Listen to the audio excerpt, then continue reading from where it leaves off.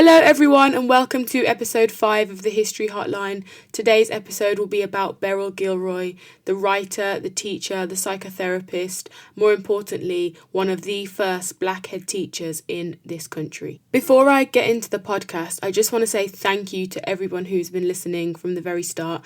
I can't believe we're already on episode 5. I'm hoping there'll be 500 more episodes in the future. But for the first 5, I've really learned a lot about myself. I've learned a lot about Black history, which sounds ridiculous because it's what I study. But even creating these podcasts, I've been able to learn so much more. So thank you for being part of this journey. I hope that you'll stick with me as we head into Black History Month, which I feel like will be very exciting. I know for me anyway, every day is Black History Month with the things I study and the things I do. But hopefully, there'll be so many resources for people to tap into and get to know a little bit more about maybe different kinds of Black history, maybe get to look into some other countries and other regions of the world and be inspired. So that will be coming up. It's Black History Month next week really. And hopefully you will enjoy the content that we have planned for next month. Today we will be talking about Beryl Gilroy, as I mentioned earlier. She was one of the first Black Headteachers in the UK. I believe she might have been second to a woman called Yvonne Connolly, who was appointed in January 1969, and I believe Beryl was appointed in the September of 1969. But regardless, both of them were pioneers for Black women in education, the first people to reach that post. It took until 1969, despite the fact that Black women had been in this country as fully trained teachers since the 1940s and prior. Beryl came from British Guyana. She was born in 1924. And, during her 20s, she trained and worked as a teacher. So she was already a teacher whilst in Guyana. For those that don't know, Guyana it's classified as part of the Caribbean, but geographically it is north of South America. It's right on the top, just above Brazil, and it borders with Venezuela and Suriname. So as you might have figured out, Beryl came as part of the Windrush generation. And oftentimes when we think about the Windrush, we think about this male-dominated voyage of migration from the Caribbean. But it is the case that there were so many women travelling on that ship as well. And even in the video where Lord Kitchener is singing, I think it's a Pathé newsreel, where he starts singing "London is the place for me," and it pans around the Windrush and it looks at the people coming off. It's a lot of men, young men who were ex-servicemen, and their wives, if anything, and maybe their children. But it is definitely the case that there was a strong female presence on that ship, and oftentimes that is lost. Now, there were around 400 to 500 West Indian passengers on the ship. They were described and have been described historically as male and Jamaican, which is not the case. There were people on that ship from all over South America and the Caribbean, and also from countries in Europe as well. There were a lot of Polish people on the ship. In total, there were said to be 257 women on the ship. 69 of those were travelling with their husbands, meaning the remaining 188 were travelling alone, which means, unlike the kind of myth and the idea that women only came as part of the family unit and they only came attached to their husbands who their families would have passed them off into the hands of, women came independently. They came on their own and they came for their own career aspirations and prospects. So many Caribbean countries were obviously colonised by the British Empire, and so the members of those countries were members of the British Empire and citizens of Britain, and that's why they were able to come over so freely. And it was the case that they knew, as women especially, that there were extra educational prospects in England with universities and with schools and with further training. And following on from the tradition of World War II, where many women took the trip, signed up, volunteered as part of the Auxiliary Territorial Service, the ATS, and moved to Britain in order to pursue further training and obviously to serve the country during World War II. This tradition continued on, and the war really proved to women, I think, of the Windrush generation that they could do this. It wasn't something that was impossible for them to achieve, whilst men had been making that journey. And the history of the Caribbean, it is a history of migration. There's so much migration in and out of the country from different types of people. women were not excluded from that migration, and women had agency over their own options and over their own career paths for the future, hence why so many women came on their own. As I mentioned in a previous episode, I'm currently writing my master's dissertation, and it's about Caribbean women and how they navigated British society in regards to their professional lives and the things that they did and the struggles that they had and how they overcame that through activism. And I've noticed that a recurring theme in my research is that the women that are most prolific, the black women, should I say, that are most prolific in British history are the ones that wrote their own books and wrote their own stories or wrote the stories of each other. There are two notable examples, and they are two Marys, Mary Prince and Mary Seacole, who both wrote autobiographies. I think Mary Prince dictated hers and it was written for her, but Mary Seacole wrote hers. Mary Prince is known as an abolitionist. She was born in Bermuda to an enslaved family of African descent, and she managed to escape and ended up living in London. And she wrote her narrative, The History of Mary Prince, in 1831. She was born in 1788, died in 1833.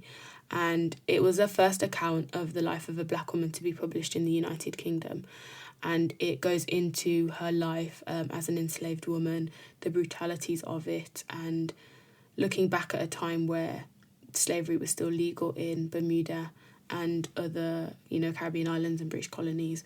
And apparently it had a big impact on anti-slavery movements, on abolitionist movements, but we would never know that because when we talk about abolition in this country, all we do is pat the British people on the back for ending slavery, the same slavery that they started. The second Mary to publish her book as a black woman in Britain was Mary Jane Seacole, who was a British Jamaican nurse, healer, and all-round entrepreneur and businesswoman, I would like to say. She wanted to serve as a nurse in the Crimean War, which Britain were fighting in 1853 in the Crimea, and she travelled all the way from Jamaica to Britain to sign up and enlist. She went to the War Office and they turned her down obviously because she was black. Not obviously, but, people were extremely, extremely, extremely overtly racist in those days. And she also went to Florence Nightingale to ask if she could serve as part of her nursing troupe, and Florence said no. Also, there was no room for a coloured woman, and so Mary Seacole, off her own steam, off her own finances, she went to the front lines. She was about 4 meters away from actual live combat, and she started healing the soldiers. They literally referred to her as mother by the end of it, and they'd go to her. She had lots of alcohols, lots of herbal remedies for different kinds of ailments that the soldiers were going through. And also she had a lot of home comforts while she was there. And she opened up what she called the British Hotel and was able to sell these things to the soldiers and people that needed it.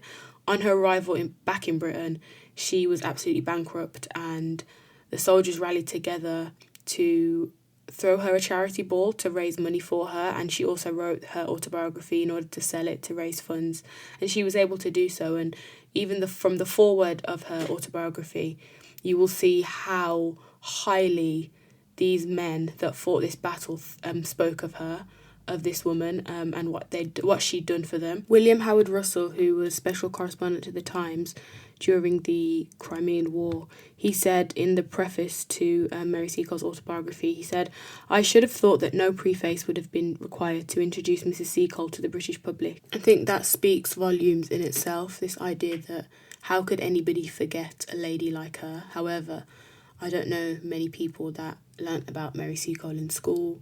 I know many people that learned about Florence Nightingale, though. Anyway, I say that all to say the only time it seems that black women are remembered in history is when they write their own history and write themselves into history. A similar story could be said of women like Connie Marks, who fought as part of the ATS during World War II from Jamaica and other Caribbean islands. When she came to Britain to work as a medical secretary, and other women that came as teachers and NHS workers, they couldn't believe that British people didn't know that black people had fought in the war. And so they had to start their own campaigns to have memorials for themselves and their fellow women that had done so much. And to me, that just says a lot about British history and British consciousness and British memory when it comes to the war and when it comes to black people and issues of race. And not that this needs to be an issue of race, because let's be honest, if there's a big world war and everybody helps to fight, then you should surely remember all those people. But obviously, in the context of the 1950s, in the post-war era, when all of these countries in Africa, in Asia and in the Caribbean were kind of toying with the idea of going for independence and were trying to not necessarily prove that they could be independent, but state in their cases this idea that if black people and brown people were seen and perceived as heroes during the war, then surely they were heroic enough to run their own countries. And this is something that the British didn't really want them to be able to say. And I think by denying them and erasing them that historical memory, they were able to do that and hold on to the empire for that a little bit longer. Right, I definitely think that is enough tangents for today, but I do want to make one more point, and it's just to give a quote by Julia Sudbury, who PhD she wrote at Warwick in the 90s, and it's a quote that's carried me through my research. And it says, "Black women have expressed their determination to come to voice, to be listened to, rather than examined or spoken for." I think her sentiment regarding a lack of black women, mentioned in history, but also maybe a lack of black women in academia writing these histories, or in, as authors, being able to tell, our own stories. And I think that alone influenced my methodology when writing my dissertation, because I used oral histories and I tried to use people's autobiographies in order to actually, let them speak for themselves. And that's kind of my favourite way of telling history, except for when I'm just talking on this podcast. But I think that was really important. And now we are most definitely going to start talking about Beryl Gilroy, because it's about time. So, as I've mentioned, Beryl Gilroy, she came from Guyana, and she came to England in 1952, to London specifically. And she wrote an autobiography in 1976 called Black Teacher. Now, Black Teacher, it's not your standard autobiography, where she starts with her childhood and goes through all her life and the significant moments that led her to be the woman she is today. It's quite, I don't know the best word for it, but maybe if I said it's quite fluffy. There are a lot of stories, there's a lot of extra detail, and I think it's beautiful. I think the way it's written it's really enjoyable and it's really good to read, and it's quite an easy read. You don't feel like you're tripping up on details constantly. It's just well explained and well explored. She explores her feelings quite a lot, to the challenges that she faces at each point of her life, especially when trying to break into teaching in Britain. She is doing secretarial and administrative work for a really long time, but she knows deep down that she wants to be a teacher, and she's turned away from so many jobs, even as a supply teacher. The one that stands out the most in my mind is where she got called in to go to, I think it was a Catholic school, and the priest, sees her at the gate and says, "Who are you?" And she says, "Oh, I'm the supply teacher, I'm here to fill in for today." And he says, "Oh no, there's absolutely no way you can work here." And she's like, "What do you mean?" He's like, "Oh no, the parents wouldn't have it, like the staff, it wouldn't work out, you can't work here." Obviously alluding to her blackness. And it always makes me laugh, because he's supposed to be a man of God, and I don't know, the Bible that I read doesn't have anything about discrimination in it. However, he places the blame on his staff, on parents, as if to say, they wouldn't accept you, and we want it to be an easy transition, whoever comes to fill this supply role. So I'm so sorry you can't work here. And that one stood out to me most, but there were a lot of rejections. She faced rejections from the employment office, from different schools, from even when she actually got the job, whilst in the job.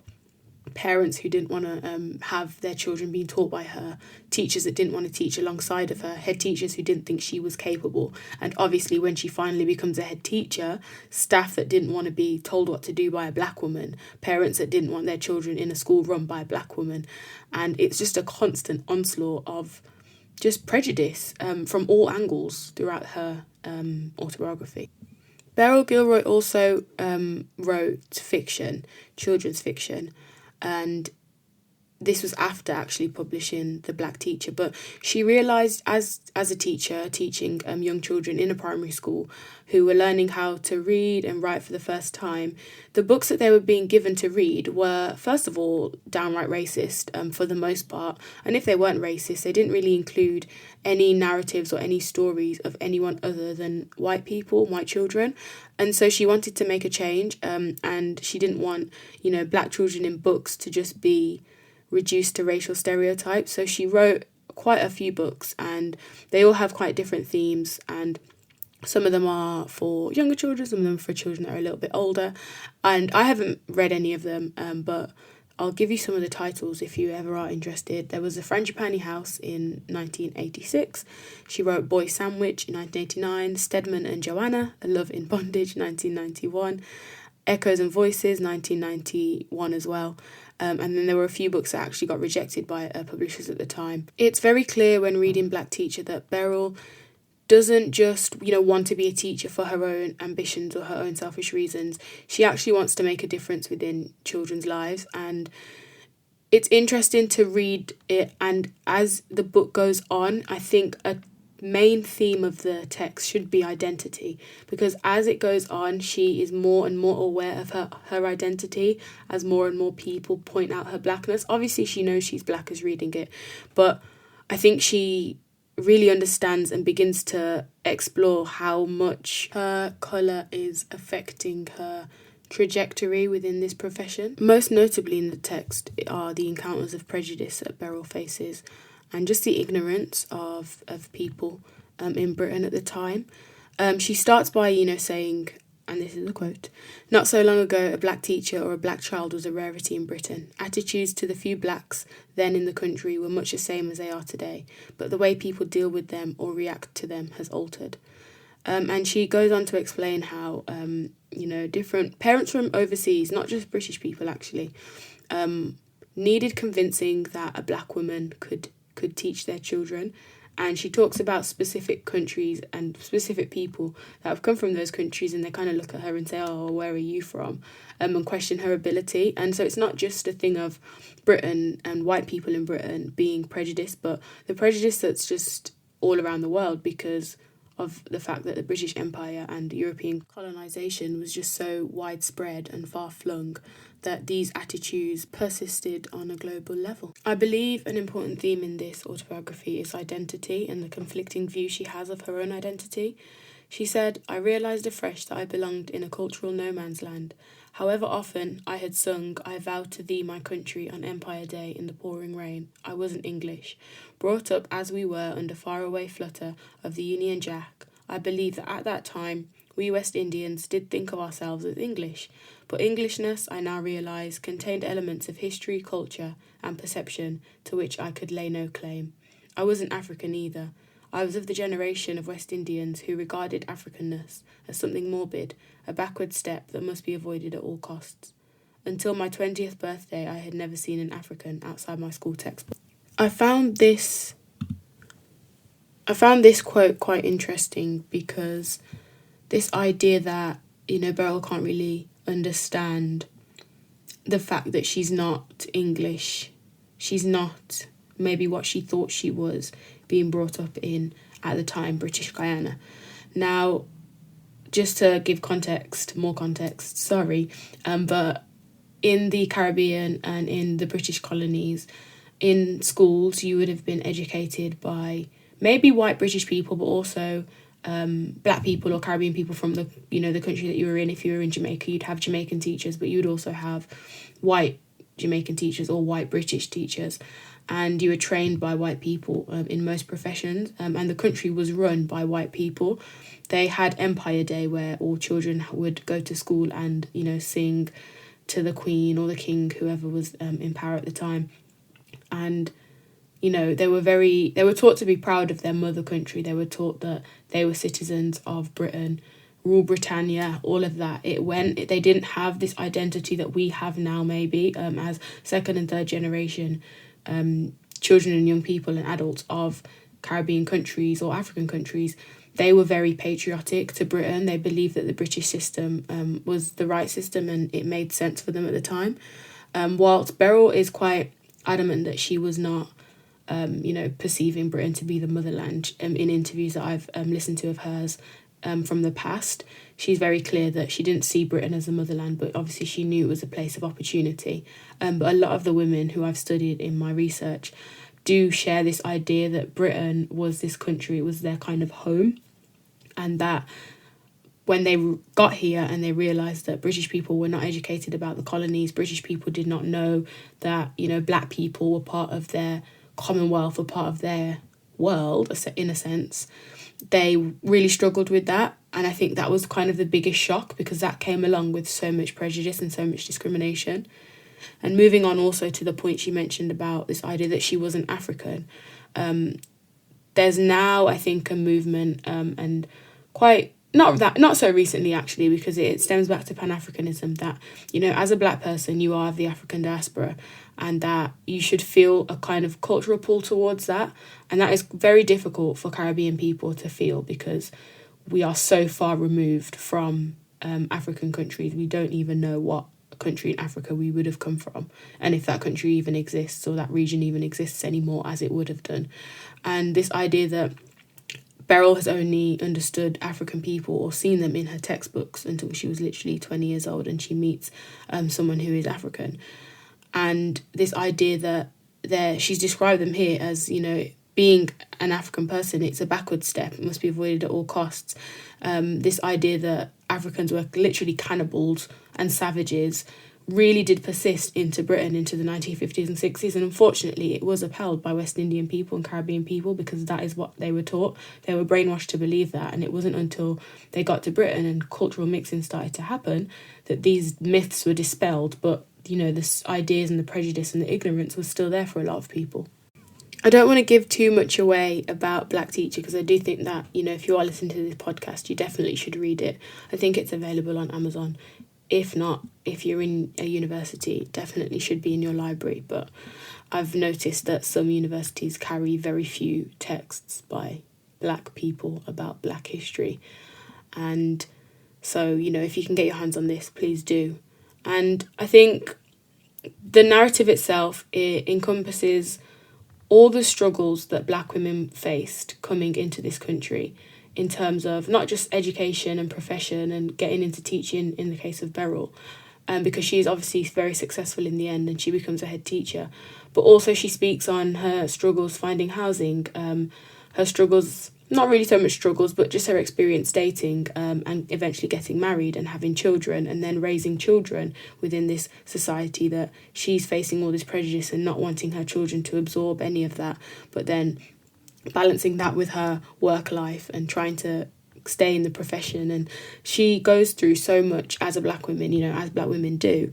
And I think it's so beautifully written. It's not one of those texts where you'll read it and you'll come away feeling broken or your spirit a bit crushed. You feel quite uplifted. It's got so many funny moments in it, especially her experiences with children, especially the children that, they don't understand Blackness. They've never seen a Black person before. They try and rub her skin to get rid of the darkness, or they want to touch her hair because it's so puffy and soft and so different to theirs.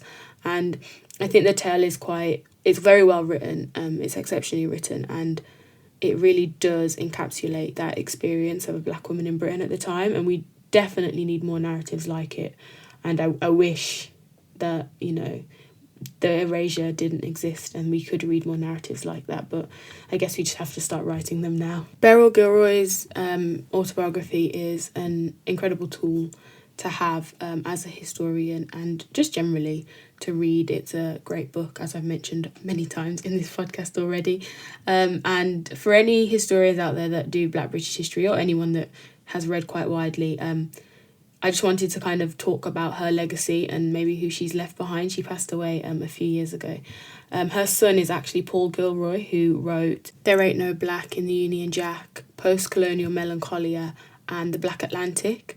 And I think it's incredible that these women, trailblazing in their attitudes towards, making a better life for themselves and coming over to Britain, and then managing to leave such a long-lasting legacy, through her son and through her own writing and through her own texts and the work she's done in education as her life continued. She went on to get a degree in psychology from University in London, and continue to study to make education better for those coming up within the system. And I think that's a testament to Black people and Black women more generally. It's something that is always done, and something that's done so beautifully by Beryl. That is definitely all we have time for this week. I hope you've enjoyed this episode, and I hope you'll be back next week to hear more about Black History Month and all the exciting things that we should have planned for the month. Thank you so much for listening. Goodbye.